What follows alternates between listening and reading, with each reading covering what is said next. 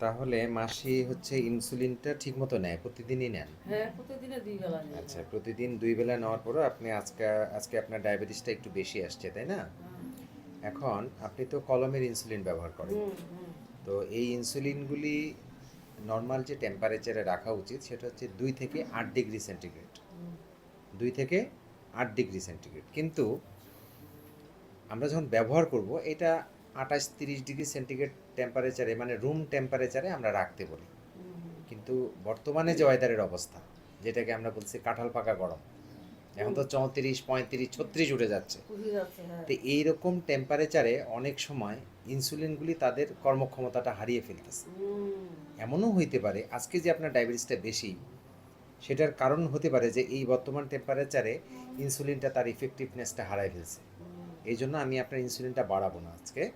আপনি যে ইনসুলিনটা ইউজ করেন এটা এখন একটা ঠান্ডা জায়গায় রাখবেন, কুলিং এরিয়াতে রাখবেন, বা কলমটা ফ্রিজে রাখবেন, এবং বুঝেছি। নর্মাল ফ্রিজে, এবং দেওয়ার ২০ মিনিট আগে আপনি বের করে যখন রুম টেম্পারেচার আসবে তখন দিয়ে দিবেন, দিয়ে আবার এটা রাখবেন। হুম, তাহলে ইনসুলিনের কর্মক্ষমতাটা ঠিক থাকবে। ঠিক থাকবে। ঠিক আছে? হুম। ব্যাস।